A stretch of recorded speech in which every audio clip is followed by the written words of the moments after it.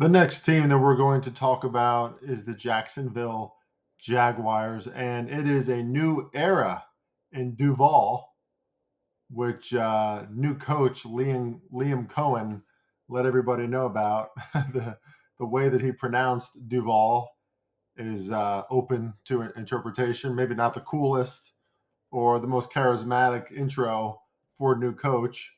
I'm not going to try and redo it here because I don't think I would do it any justice either.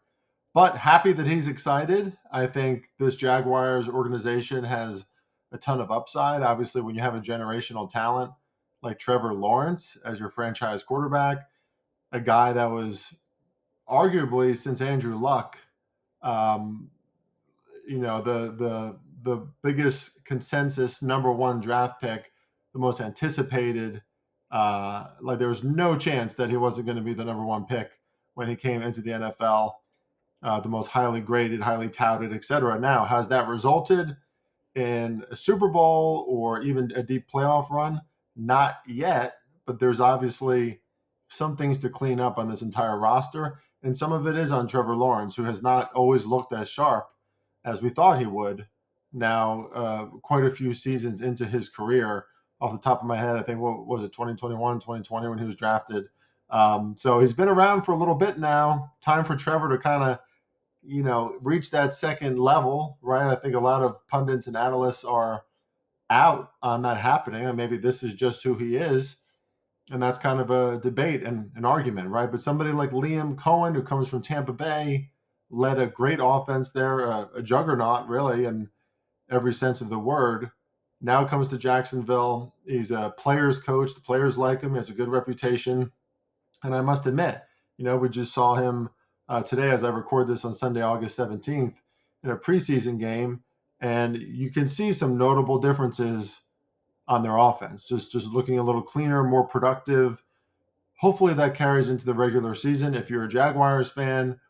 But let's dissect what they did last year first, and then I'll get to some more assertions of mine.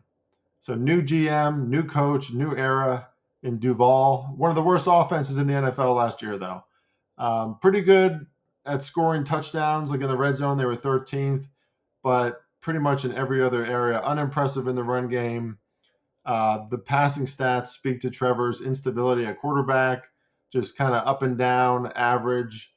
One of the worst at turnovers, just gave away the ball a ton. But they were surprisingly good at protecting Trevor Lawrence, seventh in permitted sack percentage. So that's a positive, certainly better than what we've seen in seasons past, and essential for Jaguars offense that's looking to do more, that's for sure. Now, again, Liam Cohen brings in a new regime, a new mindset, a new scheme that worked very well in Tampa Bay for Baker Mayfield in that unit. I think there's a chance that things work here in Jacksonville too, although we must state that in Tampa, who Liam Cohen was working with, was a very comfortable Baker Mayfield in that system, a great offensive line, and arguably, it's not arguable that they're a top five assembly of wide receivers over there in the NFL. So a lot of weapons in the pass game, a lot of talent to work with. Not sure if they have that same amount of talent of Brian Thomas, or is it Brian Robinson Jr.? I always say this, like leading into the NFL season, there are still some names I'm going to get wrong, even though I obviously know who all these players are. First year wide receiver last season for the Jaguars, rated more highly than any other rookie other than Malik Neighbors, who didn't play in as many games, so it's hard to compare the two. But he's jumping off the screen as a great wideout.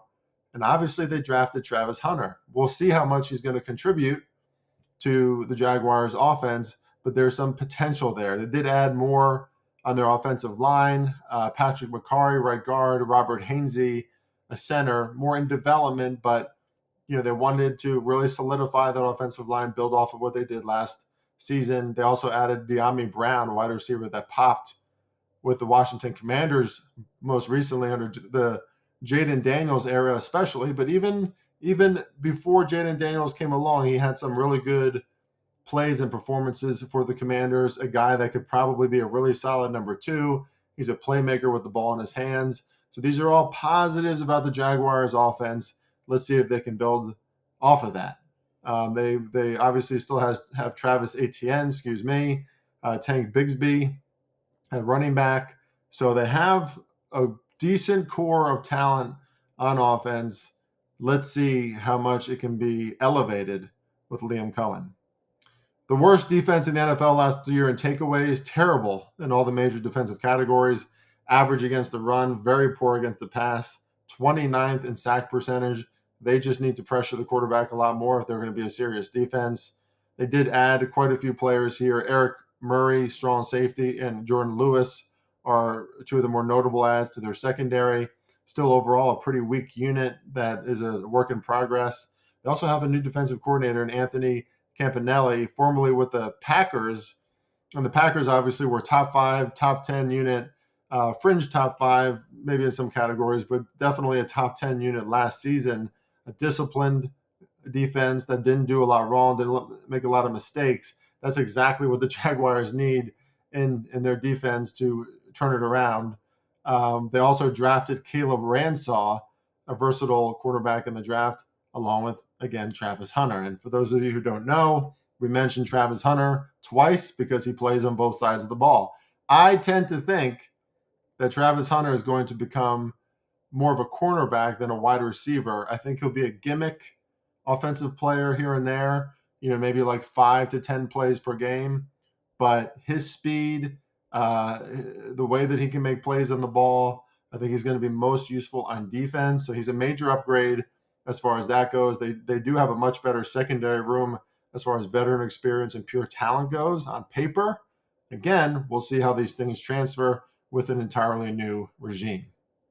Now, before we move to the schedule, I just want to say that the Jacksonville Jaguars, maybe more than any other team, like we'll see as I go through a deep dive of all these teams before the season, but the Jaguars qualify as the most mysterious team to me because of all these new parts, right? We know what we get somewhat from Trevor Lawrence, although I don't know if his relationship with Doug Peterson or the former coaching staff was all that great. It just seemed like they were missing each other. Certainly, even on the sidelines, you can see that sometimes.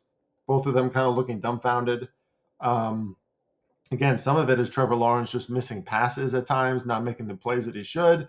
You obviously still see flashes of his brilliant arm and the way that he can the way that his arm is like a howitzer, how he can throw it. So the talent is still there.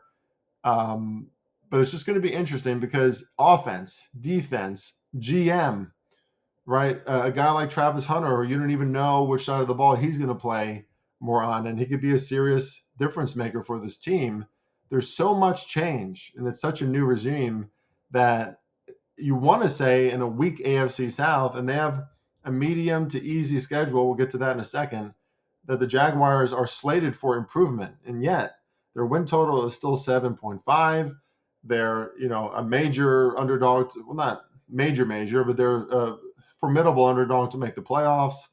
Obviously, the AFC has loaded itself, but the odds makers and sharp money is also telling us that they're also unsure about this Jaguars team. Although I would say more optimistic. I mean, we're seeing some chalk now on the over 7.5 wins, but man, this is a team where you can't make strong declarations about prior to the season because so much has changed, and you got to figure with all these new parts, this new administration, it's going to take a little while for things to form, norm, storm. That's probably not in the right order, but like everything to kind of come together over time, right? These are still human beings in various social capacities, relational capacities with each other, and like things have to build. Not to mention changes on the offensive line, changes in their secondary.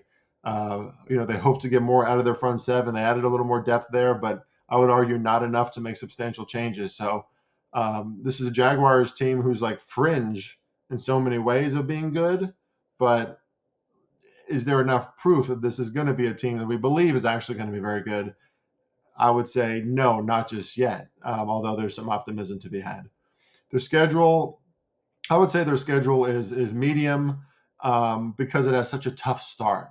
They start off at home versus Carolina, but then at Cincinnati, at home versus Houston in their division, obviously, but you got to face Houston twice, and those are going to be two of their toughest games, especially Trevor Lawrence in that offense against the Houston defense, which is going to be very good again.